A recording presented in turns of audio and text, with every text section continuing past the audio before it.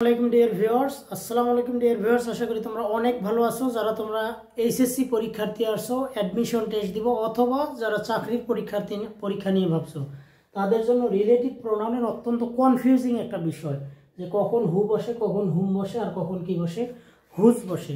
তো আমরা জানি যে হু হলো সাবজেক্ট হিসেবে বসে, হুম হলো অবজেক্ট হিসেবে বসে, আর হুজ হলো পজেসিভ হিসেবে বসে।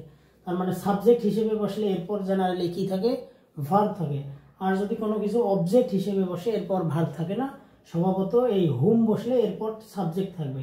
আর যদি পজেসিভ মানে হুজ বসে, হুজের পর একটা কি বসবে, নাউন বসে। তার মানে পজেসিভ হিসেবে কি বসে, হুজ বসে। হুজের পর অবশ্যই কি থাকবে, একটা হুজ প্লাস কি থাকে, নাউন বসে। হুজ প্লাস কি বসে, নাউন। এইটা এই যে হুজ প্লাস নাউনটা তো লেখা ছিল নাউন, যার অথবা কার অর্থ দেয়। আর হু যেহেতু সাবজেক্ট হিসেবে বসে, যে অথবা কে অর্থ দেয়। আর হুম যেহেতু অবজেক্ট হিসেবে বসে, এরপর সাবজেক্ট থাকে, যাকে অথবা তাকে অর্থ দেয়। হুজ প্লাস নাউন, যার অথবা কার অর্থ দেয়। তো আমরা দেখবো যে হু এর ব্যবহারটা সব সময় মনে রাখবো, যে হু সেখানেই বসে যেখানে একটা হু এর জন্য অতিরিক্ত ভার্ব এক্সট্রা থাকে। হু এর ঠিক পরেও থাকতে পারতে অথবা দূরেও থাকতে পারে। তাহলে যদি দেখি, আই নো দা বয়, আমি ছেলেটাকে চিনি, ঠিক আছে। ব্যক্তি তাহলে হু, যদি হু বসে কখনো, হু দিলাম না, হু বললো ওয়ার্কস হার্ড। এখন অপশনে যদি তিনটা দেই, হুম দিলাম, হু দিলাম, হুম দিলাম, আর হুজ দিলাম। বলো দেখি বয় কি, নাউন। তার মানে হুর যে কোনো একটা গ্রুপ বসবে, হুও বসতে পারে, হুমও বসতে পারে, হুজও বসতে পারে। এখন এইটা কি, ভার্ব। যদি দেখি শূন্য স্থানের পর কি থাকে, ভার্ব, দেখছি যে ভার্ব থাকে, তাহলেও ইজিলি আমরা হু বসায় দিব। তার মানে শূন্য স্থানের পর ভার্ব থাকলে হু বসে। আরও একটা কথা, শূন্য স্থানের পর ভার্ব নাই, কিন্তু ওর জন্য আর একটা এক্সট্রা ভার্ব থাকতে পারে। যদি বলি I know the boy dash, I call is my cousin, COUSIN, cousin. এখন বলো দেখি, আই নো দা বয় ব্যক্তি, তার মানে এখানে তোমরা দেখলে যে সাবজেক্ট আছে, আসছে সাবজেক্ট, বুঝলাম। সাবজেক্টের জন্য কি আছে, ভার্ব আছে। তাহলে এই ভার্বটা হলো এই সাবজেক্টের ভার্ব, সাবজেক্ট ভার্ব মিলে গেল।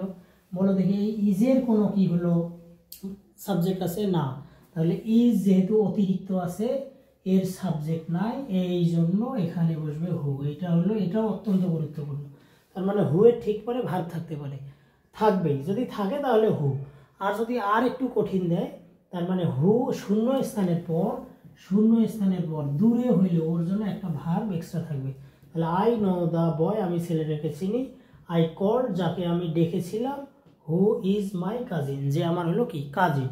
তার মানে হু ইজ মাই কাজিন। তার মানে হু কয় ক্ষেত্রে বসে, দুইটা ক্ষেত্রে।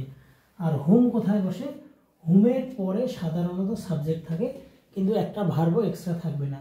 যদি বলো আই কল্ড হিম, আমি তাকে ডেকেছিলাম, ড্যাশ আই নো। দেখো এটা কি আছে, সাবজেক্ট, এটা কি আছে, ভার্ব। এক্সট্রা কোনো ভার্ব আছে কি, না। তার মানে এখানে হুম বসবে। তাহলে দেখলাম হুমের পর সবসময় একটা কি বসে, সাবজেক্ট বসে, এর কোনো কি নাই, ব্যতিক্রম নাই। এখন যদি হুজ বসাইতে চাও তোমরা, তাহলে বলবা যে হুজ কোথায় বসে স্যার, হুজ মানে যার বা কার, এরপর একটা নাউন বসে।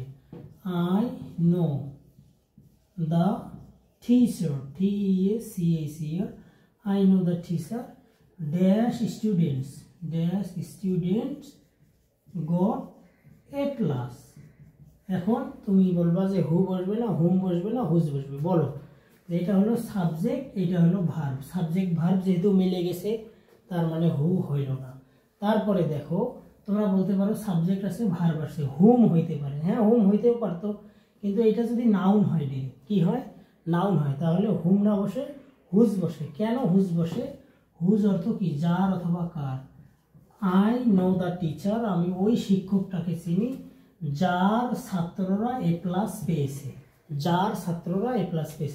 তার মানে যার অথবা কার অর্থ দিলে বসে হুজ, হুজের পরে একটা নাউন বসে।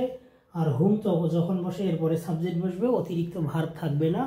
আর হু বসে তখন এরপর ভার্ব থাকে, অথবা হু এর জন্য এক্সট্রা ভার্ব অতিরিক্ত থাকে। আশা করি তোমরা বুঝতে পেরেছো। ফেসবুক থেকে দেখলে অবশ্যই আমার পেজটা হলো ফলো দিবা, আর ইউটিউব থেকে দেখলে অবশ্যই সাবস্ক্রাইব করবা, কমেন্ট করবা, শেয়ার করবা। ধন্যবাদ সবাইকে।